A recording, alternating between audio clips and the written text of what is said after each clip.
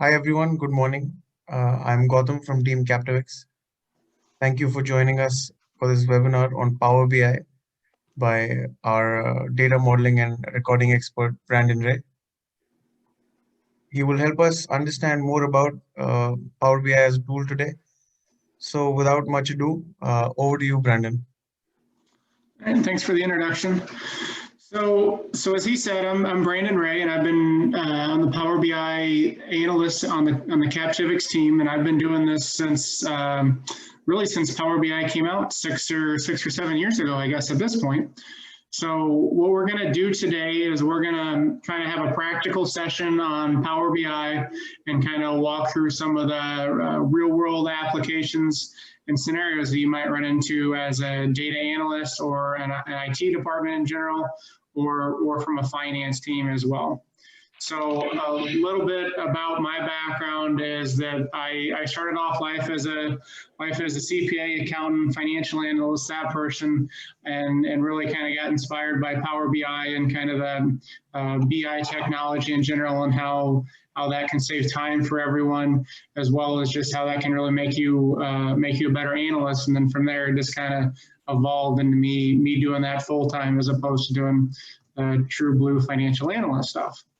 So with that being said, I want to make sure that we can still see my screen, and I will get started into the actual video itself.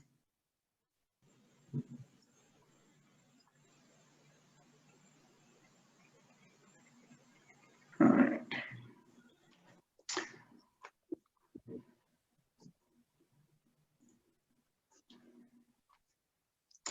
So I believe everyone can still see my screen. If not, feel free to raise your hand and stop me here. Essentially, what we'll be doing today is we will be doing a brief overview of Power BI. And then from there, we're going to get into a live demo, and we're going to connect to multiple data sources. Some of those are going to be Excel, SQL, those are the common ones.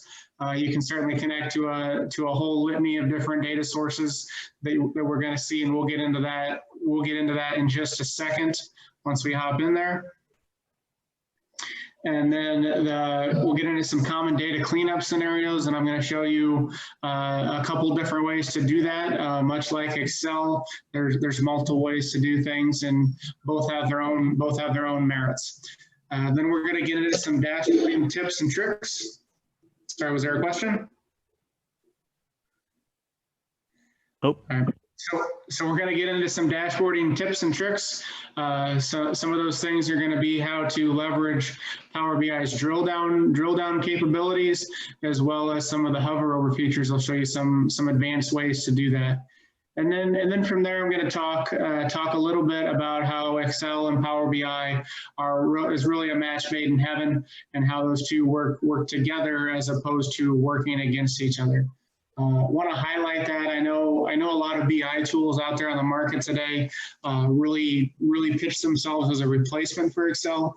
This is a strong suit for Power BI, because at the end of the day, a lot of the people running a business grew up with Excel and are always going to use Excel, and that's just the world that we live in. So Power BI tries to leverage Excel rather than replace it. So all of your existing skill sets, both yourself as well as your staff, will feel right at home in Power BI. So with that, feel free to, at any point during this demonstration, to stop me with some questions or comments, or you want to learn more about a particular subject, feel free to go ahead and stop me, and we'll kind of take a quick pause and go ahead and do that. So with that being said, I'm going to go ahead and hop into the actual product itself.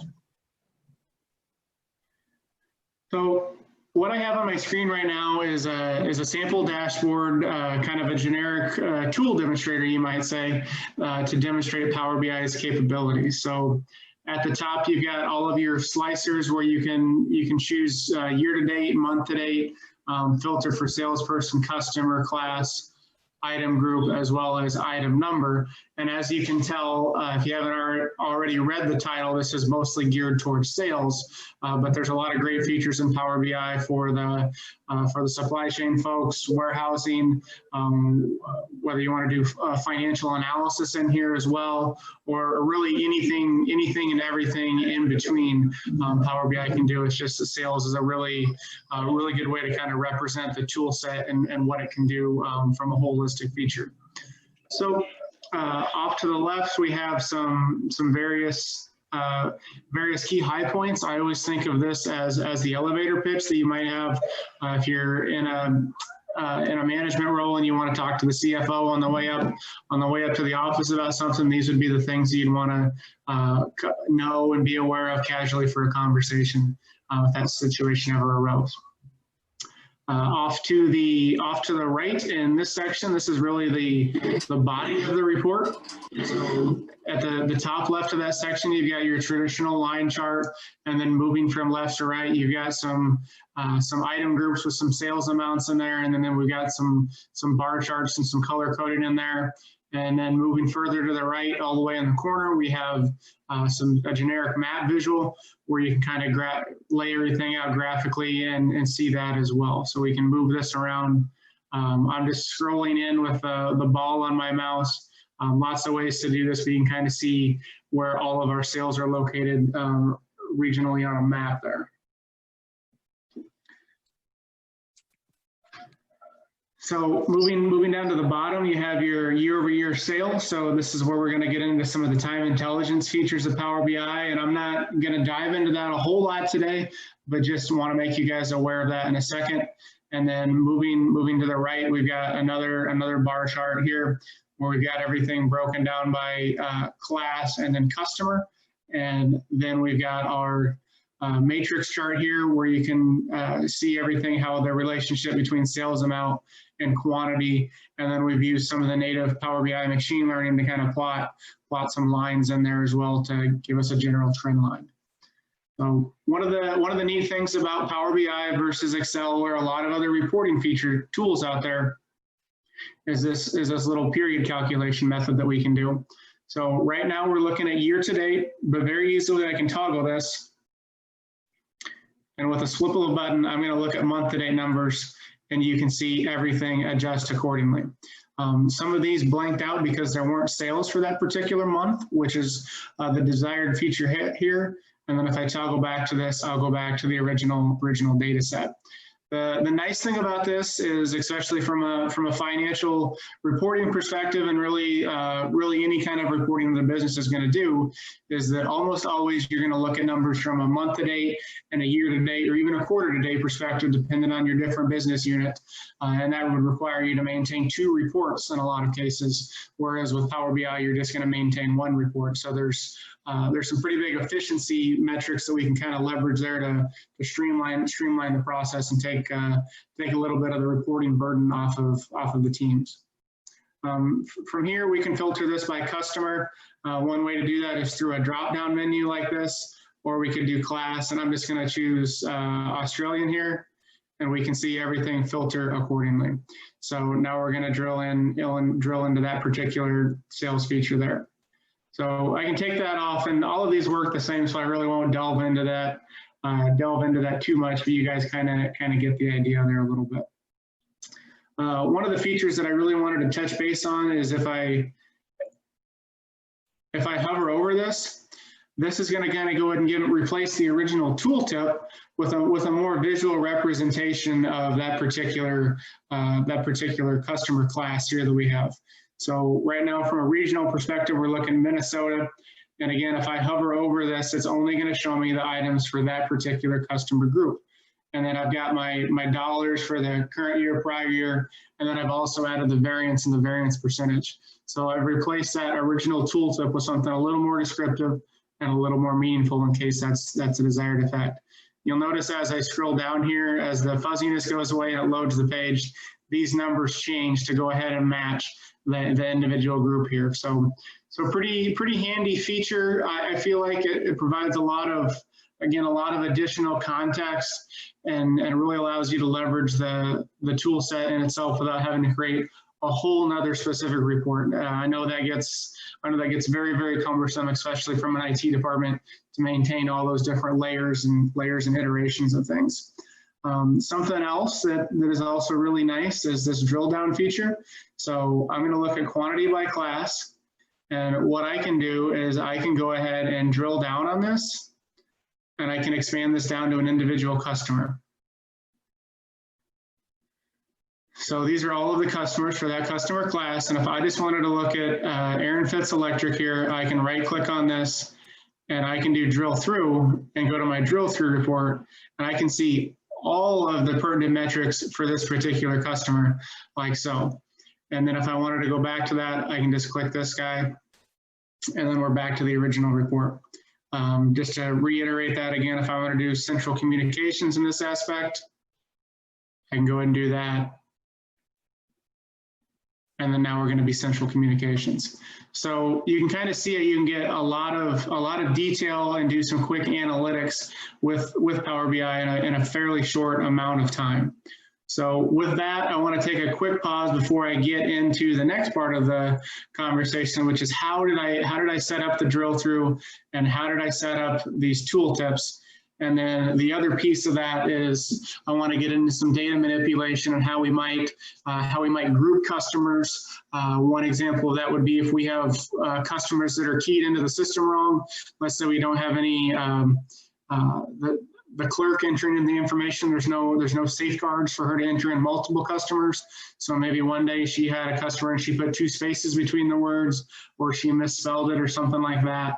And it's just too hard to change that in the system. So what we want to do is we just want to group those together in a reporting and only show one customer for maybe 2 or 3 or more different customers. So that being said, that's kind of what we're going to do next, but I want to take a few minutes to allow for any questions or comments so far with what you've seen.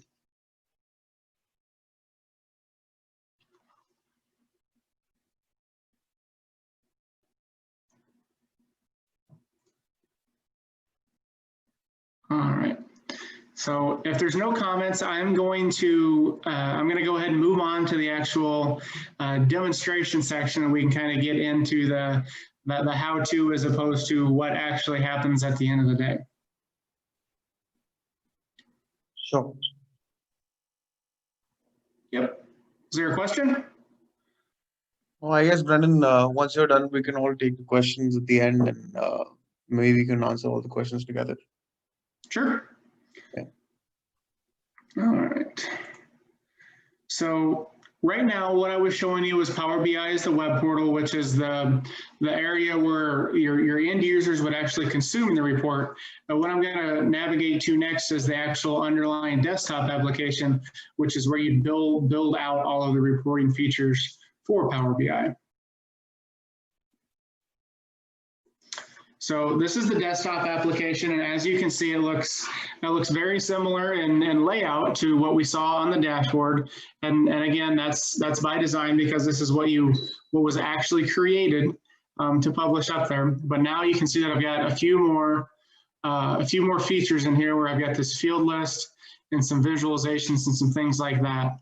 And with the exception of this field list and the Power Query model that I'm actually going to open up here in a second, all of this is available in the Power BI desk, or Power BI as a service as well, the online portal.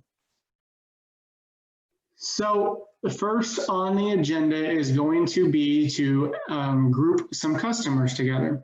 So the scenario that we're going to have, and I'll demonstrate this real quick, is that I'm going to go over to my customer table, and I want to grab my customer name.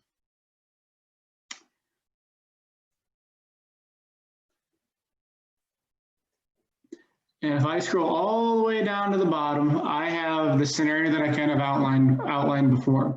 I have wide world importers, I have wide world importer, and then I have wide world importers with 2 spaces in it. So at the end of the day, all of these are just typos. They really should just be one customer. So rather than seeing multiple orders for all of these things, I want to go ahead and group those together as one individual customer. So what you can do, and I'm just going to build out my metrics here a little bit. I'm just going to put sales quantity or sales and sales quantity on here. So you can see that without these groupings, you're going to be missing some of the sales for these particular customers. So what we can do is we can go ahead and click on the drop down menu. And then we can do new group.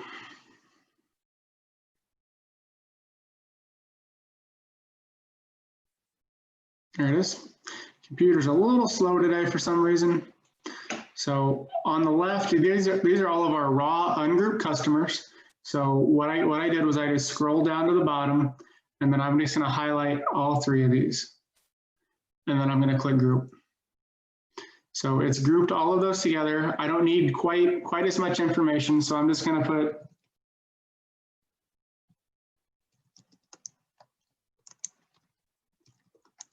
the hardest thing to do is to type in front of somebody.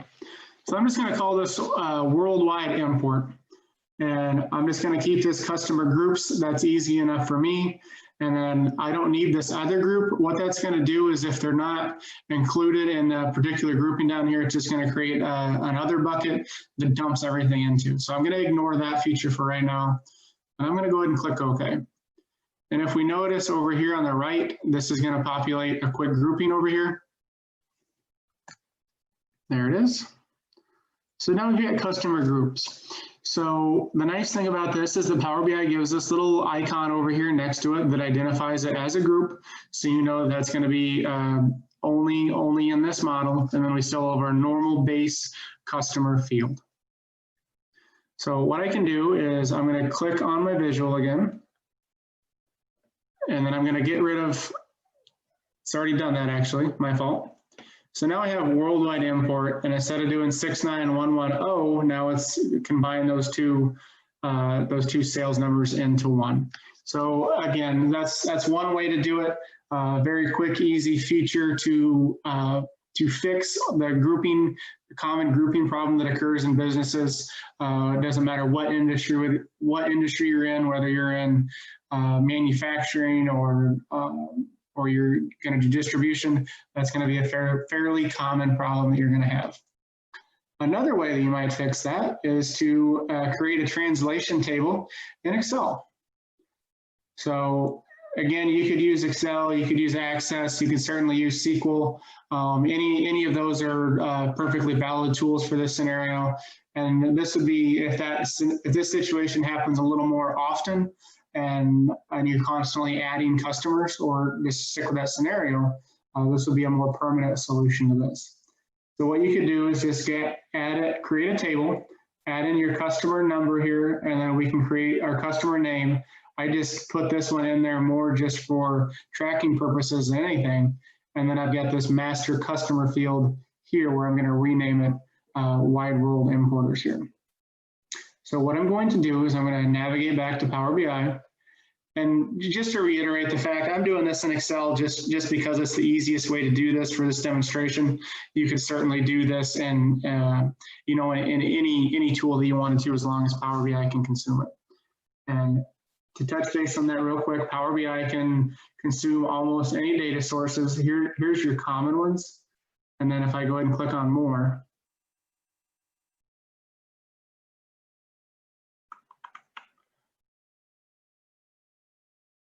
you can see that there's a whole list of multiple things that you can do. So you can do BigQuery if that's what your organization's running. You can do the entire Azure suite of products from Microsoft. You can do Dynamics and Business Central there as well. And then you can do Google Analytics. I'm just hitting some of the high ones. This is kind of a nice one. You can actually hit the Active Directory in your company. So there's some useful things for that. And then there's a bunch of other ones that aren't quite as popular. As you can see, they're getting down towards the bottom, but there are a ton of connectors in here.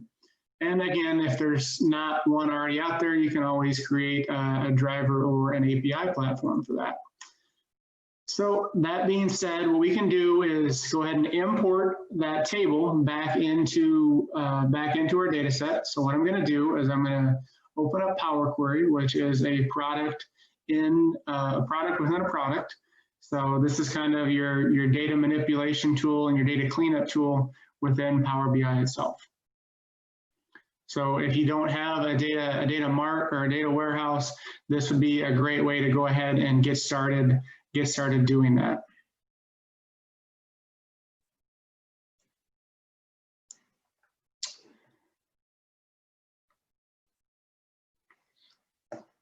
And to have it open up on the right screen, that's always helpful. So right now, this is my base customer table. And again, I'm not going to get into every functionality and feature within Power Query. I'm just going to go ahead and touch on the ones pertinent to this, this demonstration real quick. So right now I have my customer table. These are all the list of the tables consumed in my model. This is the actual table itself. So it looks a lot like an Excel table, SQL table, same concept. Off to the right, we have all of our list of steps. So you can kind of think of this as a menu item. So first we're gonna connect to the source, and we're gonna navigate to that particular table if it's in SQL, or tab or table in Excel, or table in Access to. And then here we're gonna change our types. So we're gonna do some converting some types. So we've got our customer type as text, our credit limit is an integer, and so on and so forth there. So don't want to bore you with the gory details on that one. But what we're going to do is we're going to go ahead and consume that Excel table that I have down here. So we're going to bring this into our model, and then we're going to change over our column for a more permanent setup. So what I'm going to do is you can click on recent sources, and I'm just going to grab that file.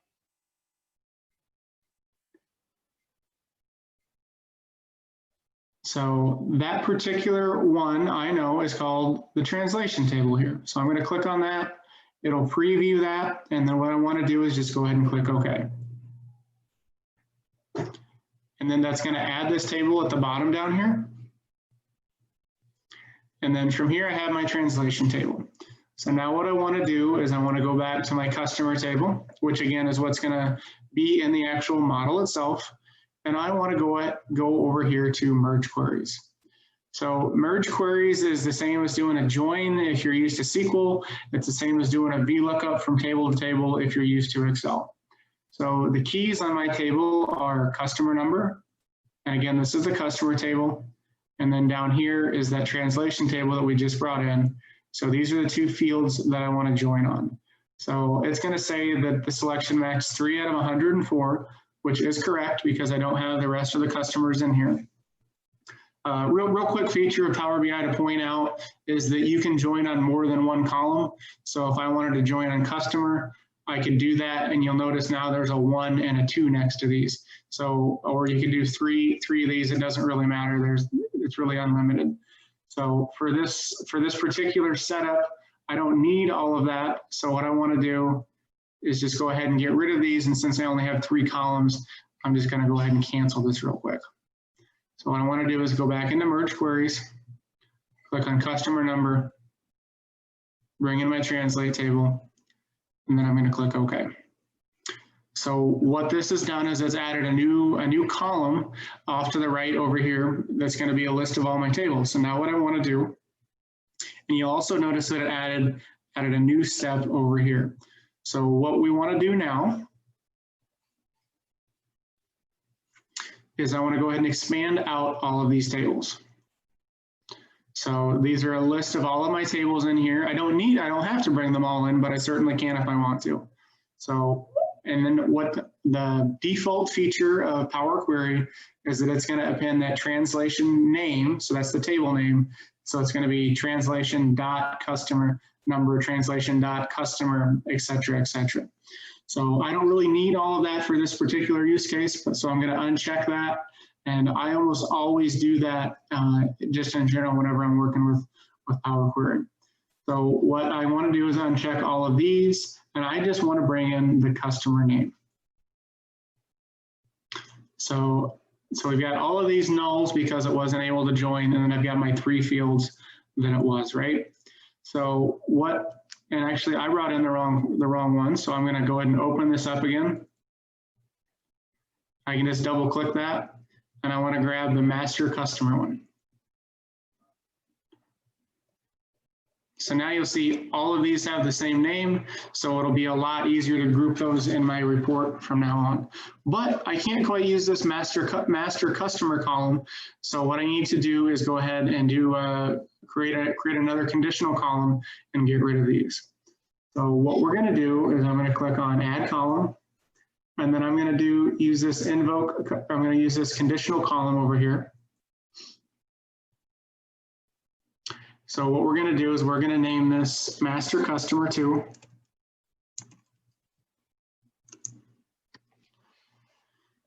And then what I'm going to do is I'm going to grab that Master Customer column that I just brought in and say if Master Customer column equals, and then I'm going to do null.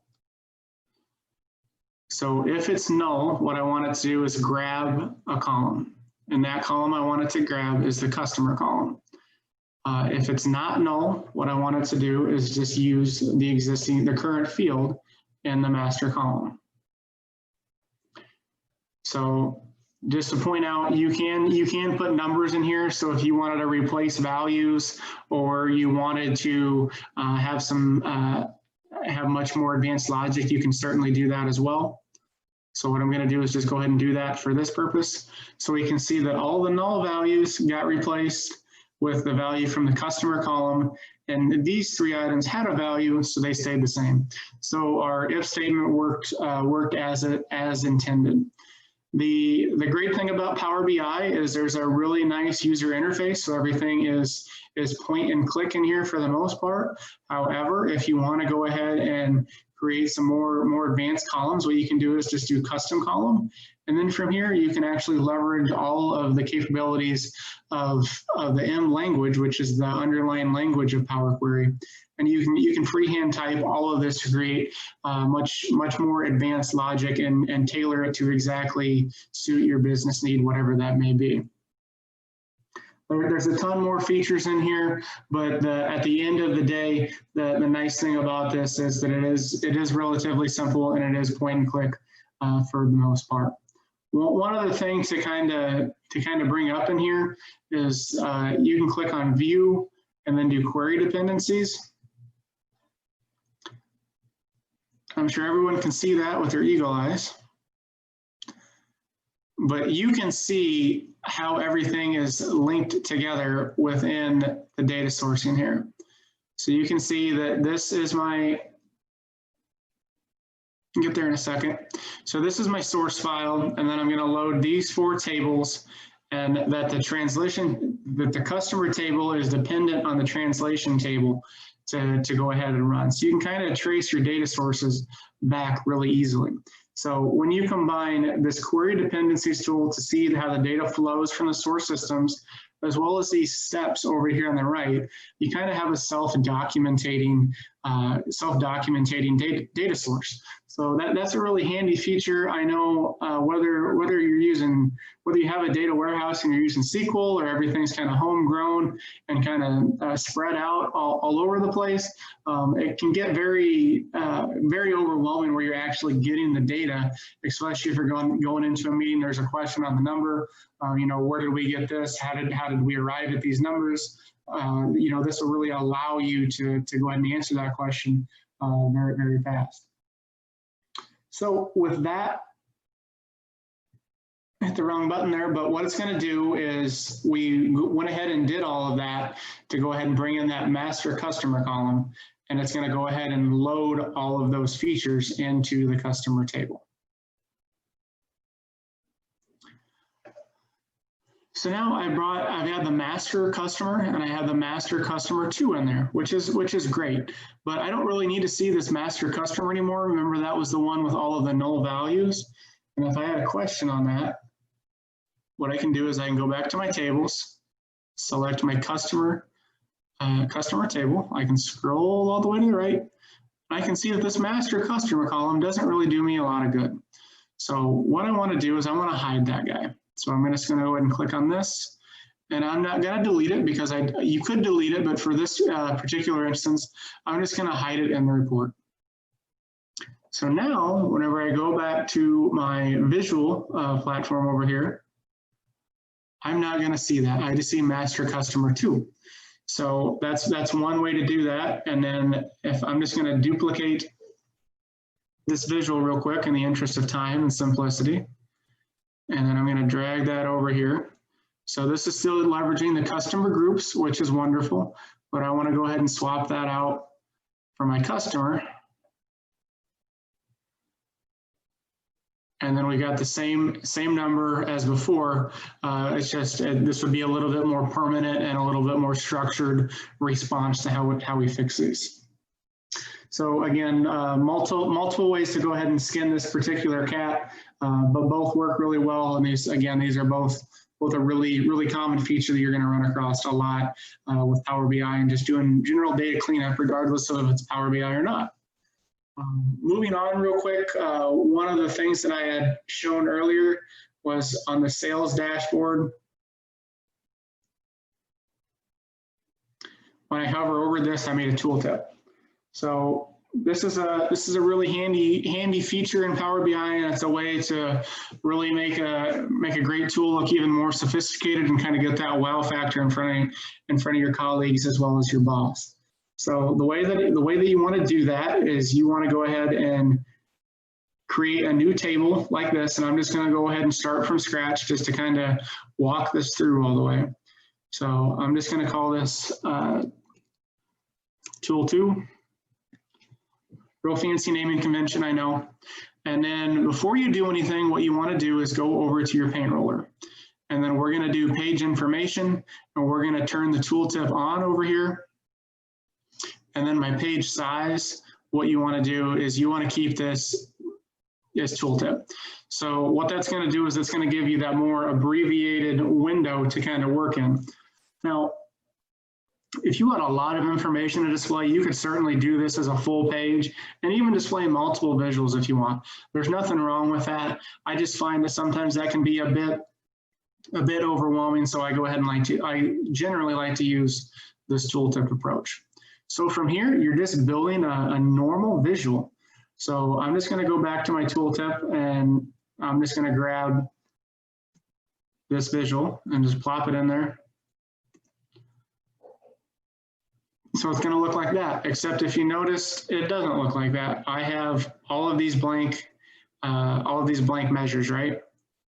So the reason for that is because I'm using the time intelligence feature, and I haven't provided this with a date or anything like that yet. So the easiest way to do this is to go back to my sales table. And then I'm going to come up here to view, and I'm going to sync the slicers essentially. So what I want to do is click on sync slicers, and then I'm going to select this date one. And then I'm going to click on Tooltip 2 down here. So what this is going to do is it's going to sync the slicers, and I'm not going to put the visual on that particular page. And then I'm going to do this with this one as well, because that's another missing parameter. And then I'm just going to go through and click on these like so. So you don't have to do all of these. This is more, I just like to keep everything in sync and everything the same to kind of prevent problems down the road. And what this is going to do by syncing the slicers is whenever we select anything on the sales page, it's going to transfer or pass those parameters through to this tooltip page. And now you can see that I have numbers on my tool 2 page, just like I had on my tooltip page.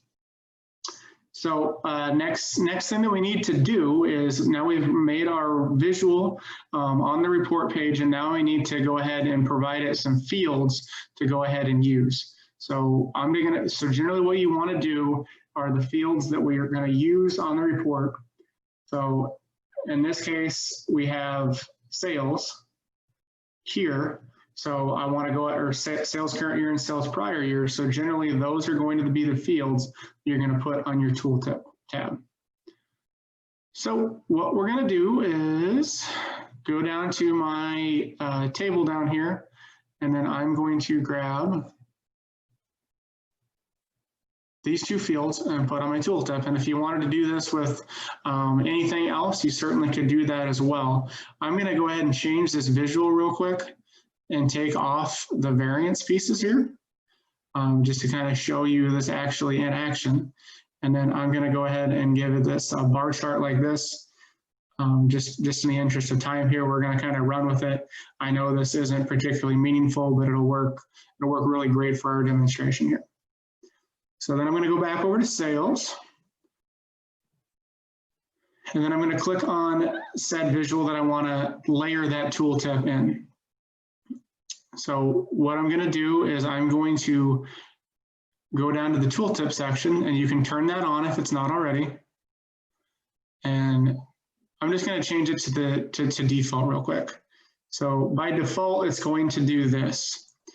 Once I go ahead and do report page, it's going to change this, and I can do any of these various pages down here. And then now, whenever I hover over this, it's going to show that visual that I just created. Again, only for the Minnesota and only for the ABC, Texas, Iowa, etc. So you can see how that changed. Again, just like when we demonstrated this before, only it provides a lot of useful things. So the next thing that I wanted to show you was the drill through feature. And with that, what you want to do is you go ahead and create a report. Again, just like you would any report.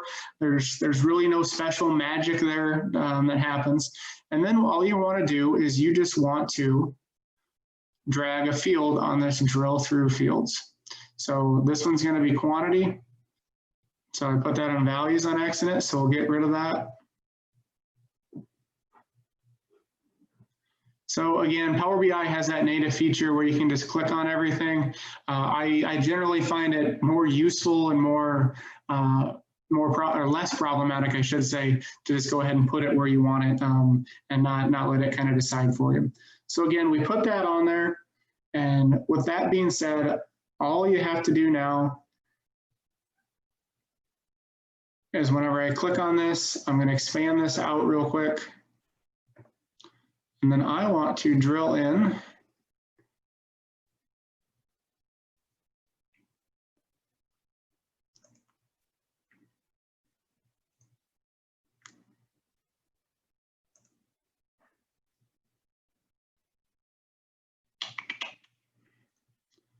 drill down. And then again, this is going to give me my customer list, just like before. And I want to do Holly Communications. And then I'm going to do drill through real quick. And then if you had multiple reports that you could drill through, it would list all of those in that feature. So we've got them like this. And then over on the right, it added all of my filtering over here because of how I have this all set up.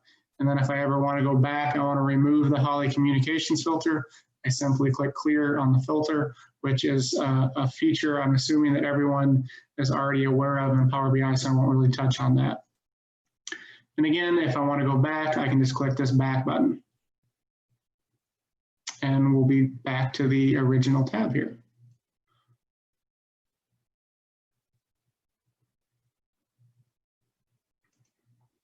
So with that, the other great feature about Power BI that I kind of wanted to briefly talk about is that if I navigate back to the web portal, I'm going to click on my workspace here.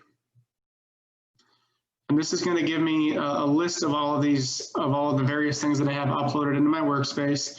And what you can do is I'm going to do the sales demo here.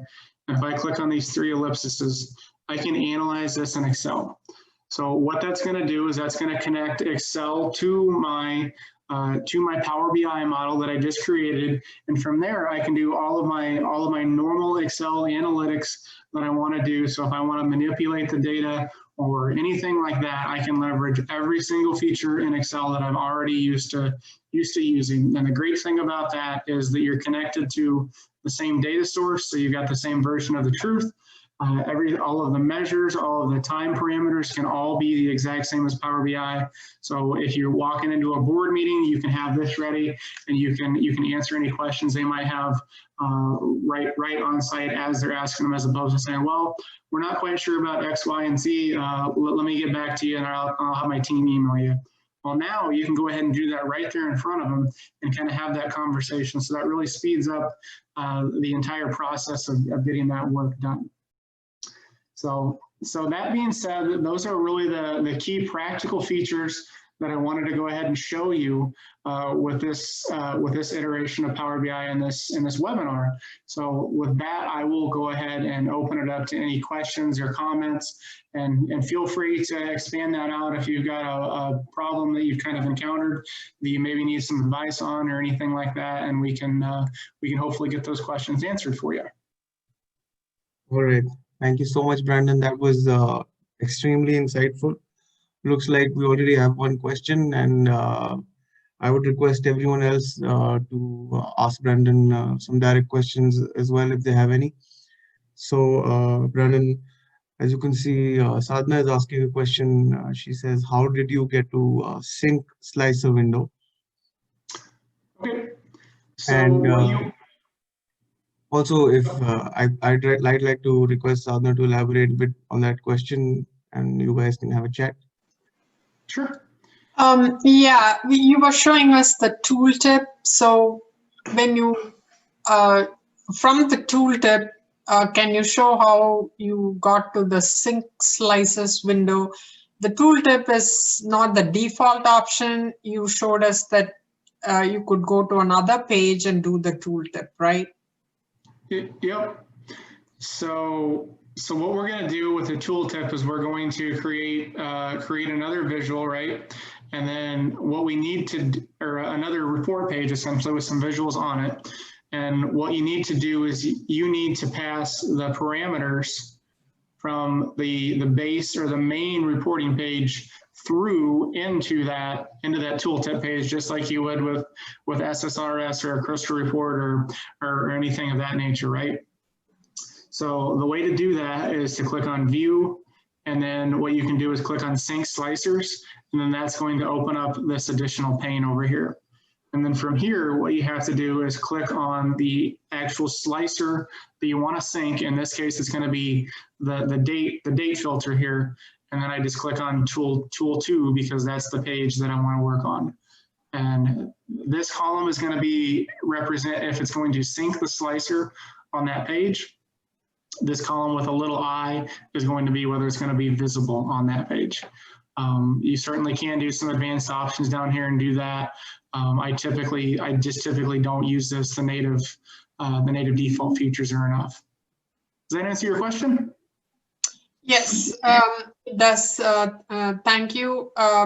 Could you just elaborate on what is the basic default tooltip that we get right off the bat in Power BI, and at what point do we go and add more to the default basic bare bones tooltip?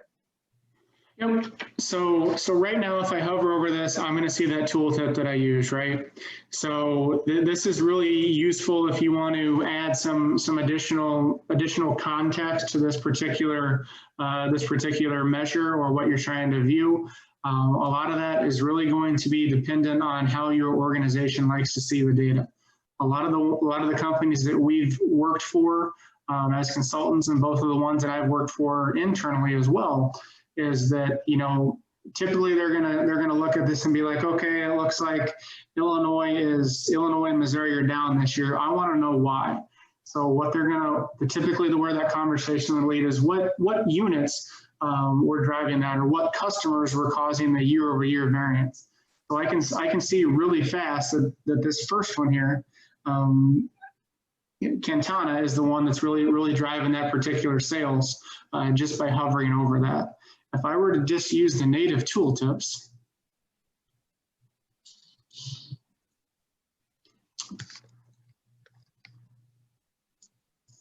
and I'm just going to change this to default, I would have that. Now I can certainly come over here to my fields, click on my measures,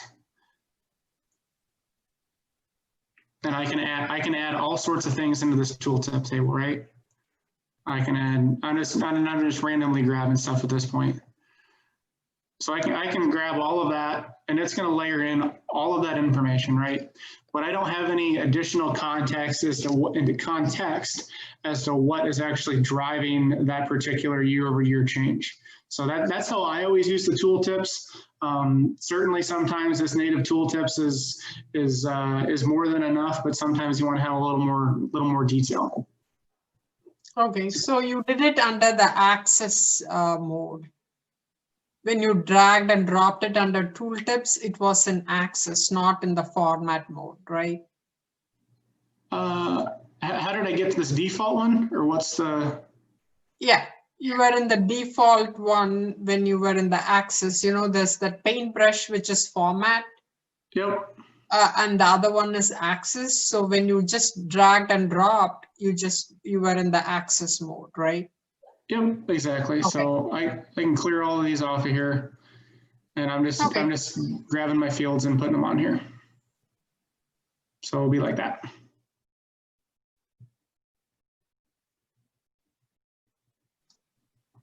All right. Are there any other questions out there?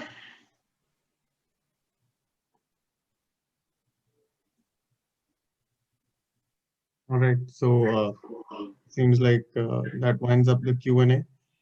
I would like to thank everyone once again for taking out time and joining us today. You would receive a YouTube link for this webinar very soon. Don't forget to subscribe to the Captivix YouTube channel for more videos on Power BI and digital transformation. Thank you, Brandon, once again, and thank you, everyone. On behalf of Team Captivix, we'll see you again. Thank you. Thanks for everyone's time.